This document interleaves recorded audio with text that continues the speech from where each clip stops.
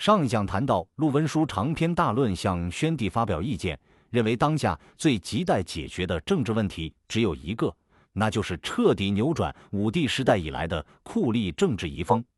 陆文书给出的数字是，在这种风气之下，汉帝国境内每年被判死刑的竟然多达几万人。那么问题来了，真有这么多该死的人吗？如果没有的话，法官为什么会那么积极地批准死刑呢？陆文书给出的答案是，很多案件都是冤假错案，但法官之所以热衷于判人死罪，还要想尽办法把冤案办得结结实实、天衣无缝，并不是因为法官跟嫌犯有仇，而是因为法官不这样做的话，连自身都难保。这不是某些办人员的个别现象，而是系统性的灾难。等一桩冤案办成了，卷宗交上去了，任凭怎样眼力的青天大老爷都看不出破绽。没办法，整个法律系统就是这样运转的，上上下下多少人在朝着这同一个方向使力。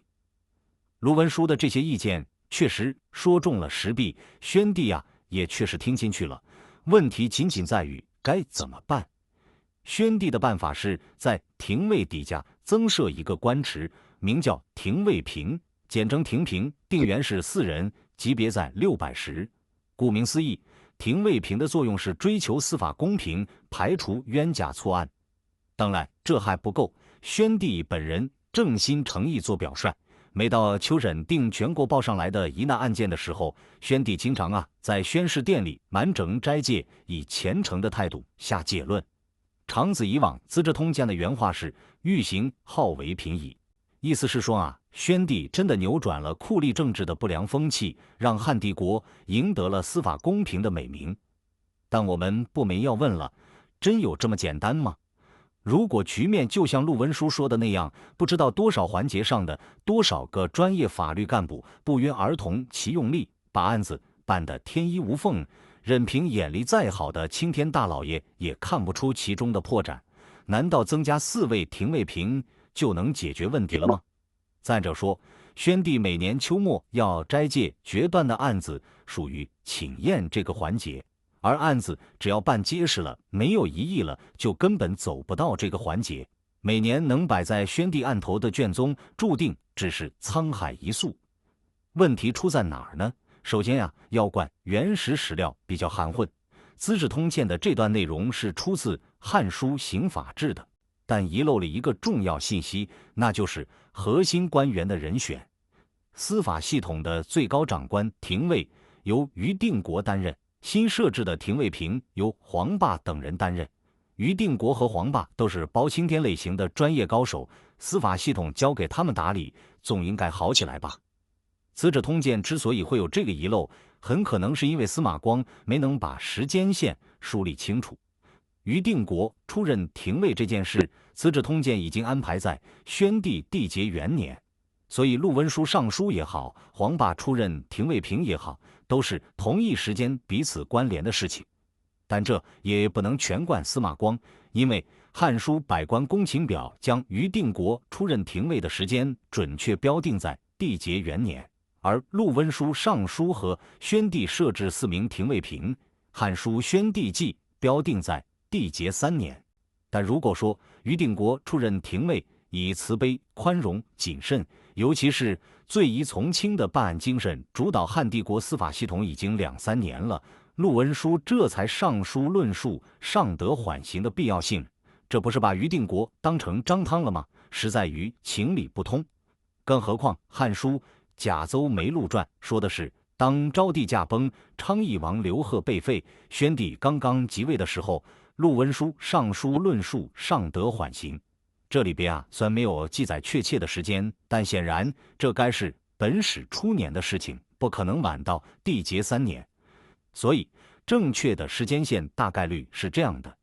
宣帝即位不久，陆文书上书论述上德缓刑，宣帝在缔结元年任命于定国为廷尉，走出了上德缓刑的第一步。到了缔结3年，让同属温和派的黄霸等人出任廷尉平，走出了上德缓刑的第2步。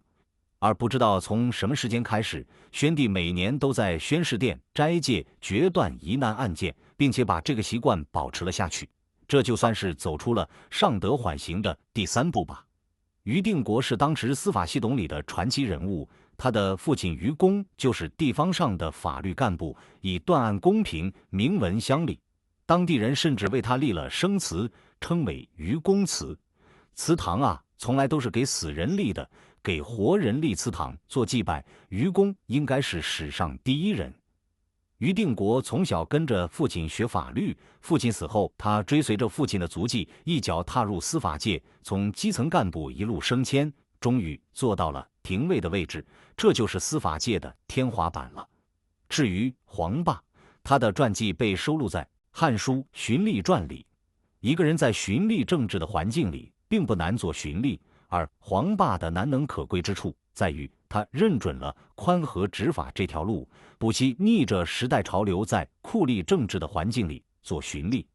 前面讲过，霍光自从平定了上官桀父子的政变，就恢复了武帝时代的酷吏政治，以严刑峻法管理各级干部。这样一来，普通干部都顺着这个潮流办事，唯独黄霸依然保持宽和本色，在酷吏时代显得特别耀眼。不过，即便有了宣帝的重视，有了于定国和黄霸这些人各就各位，要扭转司法风气依然不容易。我们审视宣帝的这些做法，最难理解的就是增设4名廷尉平，不知道这究竟是怎么发挥作用的。常理来说，假如不增设岗位，直接将黄霸这些人安插到廷尉下属的核心岗位，不就可以了吗？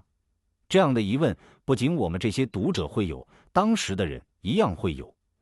涿郡太守郑昌上书说，皇帝啊，只要重视司法公平，即便不增设廷尉平这个职位，照样可以取得预期的成效。而如果希望恩泽后世的话，就不如从删定律令入手，这才是正本清源的办法。现在不去解决根本问题，只是增设4名廷尉平，这只是在末梢上花力气而已。一旦皇帝的关注点转移了，那么担任廷尉平的干部照样会为了私利而玩弄法律。简单讲，解决司法公平问题，宣帝的办法是从人入手，加人换人。那郑昌的办法呢，是从制度入手，希望能把现行的法律条文整理清楚，做一次大瘦身。郑昌确实说到了要害。我们回顾武帝时代的司法历史，法律条文和行政指令层出不穷，只要出现新问题了，就推出一套新律令去应对；财用不足了，那就出台一个告民令；盗贼遍地了，那就出台一个陈命法。长此以往，条文越来越多，人活着简直动辄得咎，抻到了民无所措手足的程度。不难想见的是，条文多了，条文之间彼此的矛盾的情况也就多了，司法人员舞文弄法的空间也就大了。程树德先生有统计说，武帝时代创设的律令有18种，诸如见之故纵、监令不主之法、阅公律、朝会正谏律、左官之律、陈命法、重守逆之科、太常助公令等等等等。《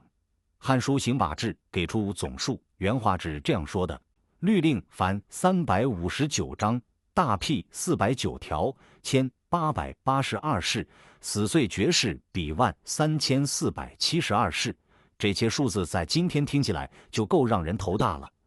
至于当时的法律工作者，门书盈于机革，典者不能辩读，面对着海量并且不断叠床架屋的律令条文，人已经是无能为力了，看都看不过来了。各地的执法标准自然呢也就没法统一起来。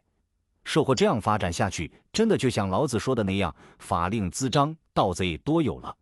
所以郑昌指出的问题确实是个根本性的问题。假如不把这些多如牛毛，连专业人士都望而生畏的律令整理一遍，搞个瘦身的话，仅靠增设一个新岗位，提拔一名优秀大法官，再加上皇帝本人的正心诚意，注定是治标不治本。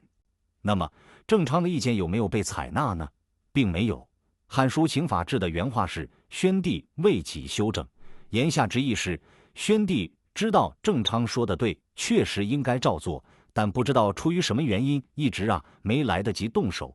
所以等到宣帝驾崩，元帝继任之后，司法系统的状况竟然比宣帝时代更糟，律令授身工作终于不做不行了。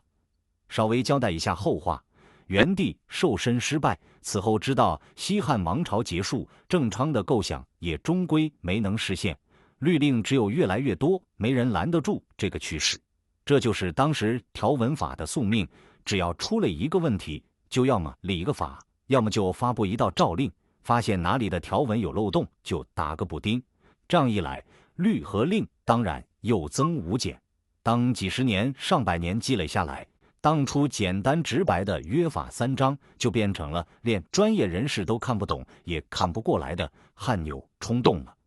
那么，宣帝为什么没能采纳郑昌的意见呢？史料没有给出答案，大胆估计一下的话，应该有这样2个原因：一是有限的条文永远囊括不了复杂的现实世界，所以律令偏然就有膨胀趋势，长胖容易，瘦身难。别说宣帝了，历朝历代多少皇帝都在这个难题面前无计可施。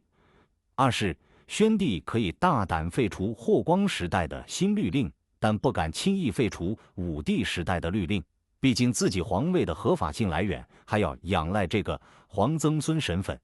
无论如何，陆文书的上书确实打动了宣帝，宣帝的应对方案也并不只有3分钟的热度，后来还会不断做出上德缓刑的细小改动，以修修补补的方式改变着汉帝国的司法生态。在这条路上，后来宣帝真的走到了底，于定国也赔到了底。